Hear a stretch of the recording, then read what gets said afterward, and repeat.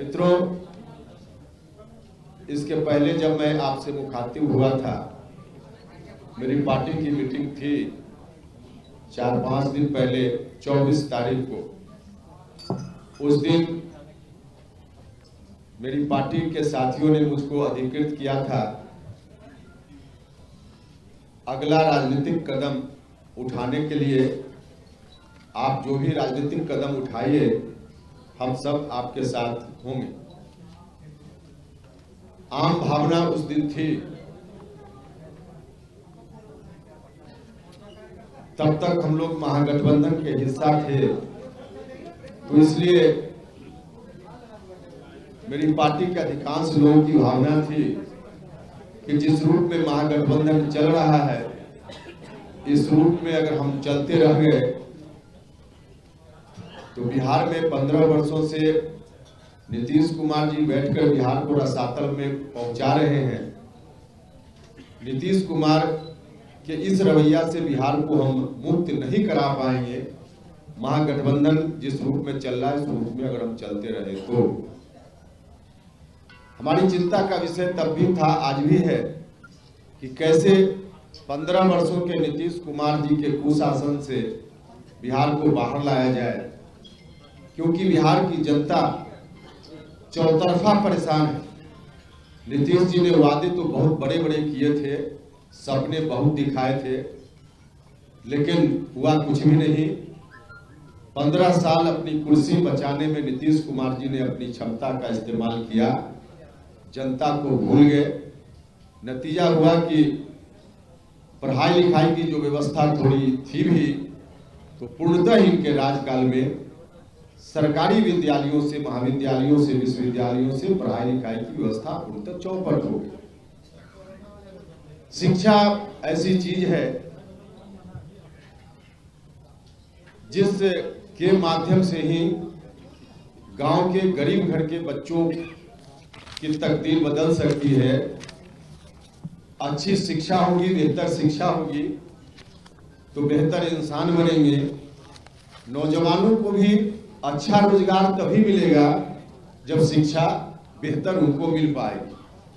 तो नौजवान जो हमारे बिहार के रोजी रोटी की तलाश में दूसरे राज्यों में भटकते रहते हैं, दर दर की ठोकर खाते हैं, 5,000 रुपया की नौकरी उनको नहीं मिल पाती है, उसके पीछे भी बड़ा कारण है शिक्षा, अच्छी शिक्षा का बिहार में नहीं होना। तो इस तरह की स्थिति, साथ ही साथ नीतीश कुमार जी ने एक बार नहीं अनेक बार, आप सब लोग गवाह हैं, लगातार उन्होंने कहा कि भ्रष्टाचार से हम कोई समझौता नहीं करेंगे। हम जो भ्रष्टाचारी लोग हैं उनके मकान को जब्त करेंगे, उनकी जमीन को जब्त करेंगे और उनके मकान में विद्यालय खोलेंगे, अस्पताल खोलेंगे। नीतीश कुमार जी से मैं पूछना चाहता हूं, कितने सरकारी विद्यालयों में आपने सरकारी विद्यालय खोले आपने ऐसे भ्रष्टाचारियों के मकान को जब्त करके?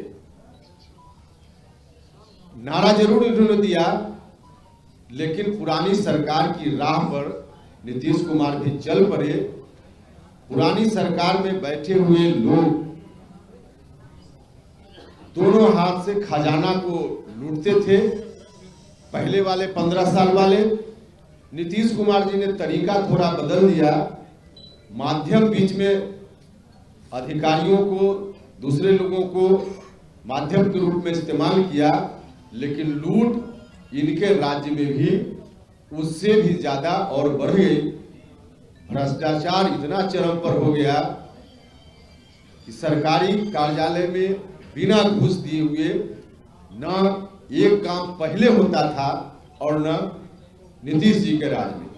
तो चाहे विकास का मामला हो, अस्पताल में डॉक्टर नदारत, बिना डॉक्टर के अस्पताल चल रहे हैं। कोई गंभीर बीमारी हो जाए, जो गरीब लोग हैं उनके लिए इलाज की कोई व्यवस्था नहीं। 15 वर्षों में एक पीएमसीएच जो बिहार में सबसे बड़ा अस्पताल गरीबों के लिए है, उसकी स्थिति ठीक नहीं हो पाई। तो बाकी आप सब लोग देख ही रहे हैं। मैं नीतीश कुमार जी से कहना चाहता हूं कि एक अस्पताल और एक विद्यालय आप बताइए 15 वर्षों में जिसको मॉडल के रूप में आपने ठीक किया हो, बनाया हो, और आगे के लिए फिर जनता के बीच आप घूम रहे हैं, तो आप बताइए कि यही मॉडल स्कूल हमारा है एक विद्यालय, यही मॉडल अस्पताल मेरा है एक अस्पताल। जिस तरह का अस्पताल अगले 5 वर्षों में, जिस तरह का विद्यालय अगले 5 वर्षों में हम और बनाएंगे, एक भी नहीं है। हर मोर्चा पर लॉ एंड ऑर्डर का भी वही सिचुएशन है। हर तरफ हत्या, महिलाओं के साथ बलात्कार की घटनाएं, खास करके जो दलित लोग हैं, कमजोर लोग हैं, उपेक्षित वंचित लोग हैं, अति पिछड़ा समाज के लोगों के साथ उसी तरह का अत्याचार चौतरफा। तो दोनों कुल मिला जुला कर पहले वाले 15 साल और बाद वाले 15 साल वाले जो हैं, दोनों एक ही सिक्के के दो पहलू बनकर रह गए हैं। बिहार की जनता, हमने कहा कि हम नीतीश कुमार जी से बिहार को मुक्त कराना चाहते हैं, और इसके लिए हमने कोशिश की महागठबंधन में कि महागठबंधन रास्ता बदले, नेतृत्व बदले, तब हम उस पर विचार कर सकते हैं। क्योंकि वर्तमान नेतृत्व के रहते हुए हम जब शिक्षा की बात करते हैं, तो आज जो शिक्षा की स्थिति है, आज युवा पीढ़ी के लोग देख रहे हैं। 15 साल पहले बहुत सारे लोग, बच्चे होंगे, नहीं देख रहे होंगे, लेकिन उसका सीधा क्या कुछ उस समय शिक्षा की व्यवस्था थी, प्रोडक्ट सामने है। बिहार का मुख्यमंत्री अपने दोनों बेटों को मैट्रिक भी पास नहीं करा पाए, यही शिक्षा की व्यवस्था उस वक्त थी। तो उससे मुक्ति के लिए हम चाहते थे कि परिवर्तन थोड़ा अपने में राष्ट्रीय जनता दल करे, लेकिन राष्ट्रीय जनता दल आज की तारीख में आम लोगों के बीच यह चर्चा का विषय है कि दोनों तरफ भारतीय जनता पार्टी की राजनीति चल रही है। नीतीश कुमार जी के साथ तो भारतीय जनता पार्टी है ही, यहाँ भी भारतीय जनता पार्टी की राजनीति एनडीए में, और उधर महागठबंधन में भी किसी न किसी रूप में डायरेक्ट या इनडायरेक्ट भारतीय जनता पार्टी महागठबंधन की राजनीति को भी कंट्रोल कर रही है, प्रभावित कर रही है। वरना राष्ट्रीय जनता दल इस तरह से नहीं चलता जिस तरह से चल रहा है। आम लोगों में चर्चा है कि भारतीय जनता पार्टी और राष्ट्रीय जनता दल के नेतृत्व के बीच कुछ न कुछ है मामला, जिसके चलते राष्ट्रीय जनता दल इस रूप में तमाम जो उनके साथ सहयोगी लोग थे, जितन राम मांझी जी के साथ, बाकी और जनता के साथ, तो इनका यही रवैया चल रहा है। तो आज की तारीख में जरूरत इस बात की है कि दोनों गठबंधन से अलग बिहार की जनता आज नया विकल्प चाहती है, नया विकल्प चाहती है। नीतीश जी से मुक्ति चाहती है, लेकिन राष्ट्रीय जनता दल के नेतृत्व के साथ या पिछला जो 15 साल था, वहां जनता फिर से वापस नहीं होना चाहती। और यही कारण है कि नीतीश जी ने जब कुछ नहीं किया, तो आज अपनी उपलब्धि की चर्चा जनता के बीच करने नहीं जा रहे। 15 साल क्या था, इसको सामने लाकर फिर से गद्दी पर आना चाहती।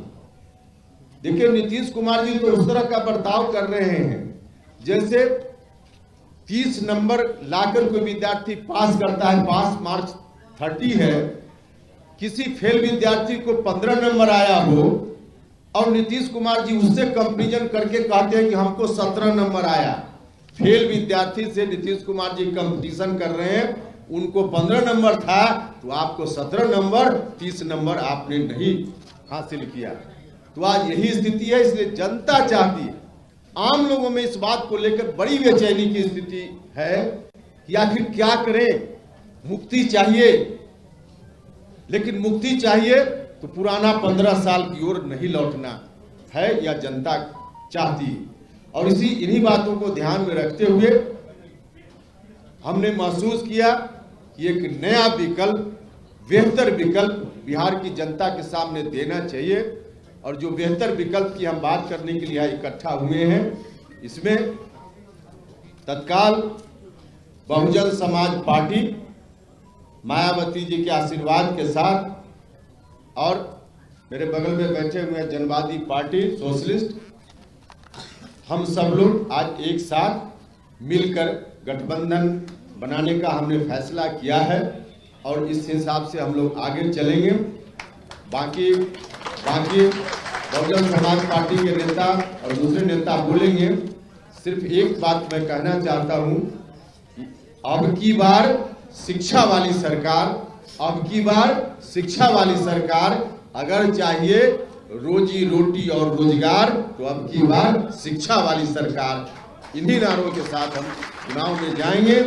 पढ़ाई, दवाई, कमाई, सिंचाई, सुनवाई और कार्रवाई, इन्हीं मुद्दों के आधार पे चुनाव में हम जाएंगे और नया बिहार बेहतर विकल्प के साथ हम बनाना चाहते हैं। 15 साल से भी मुक्ति, 15 साल पुराना से भी मुक्ति, 30 साल में बिहार रसातल में पहुंचा। बिहार के लोगों से आग्रह होगा कि 5 साल दीजिए, हम 29 साल में रसातल में जिन लोगों ने पहुंचाया है, हम उससे अलग बिहार को, अच्छा बिहार, नौजवानों को रोजगार देने वाला बिहार, गरीब बच्चों के लिए अच्छी शिक्षा वाला बिहार बनाने का काम करेंगे। तो यही अब रामजी गौतम जी आपके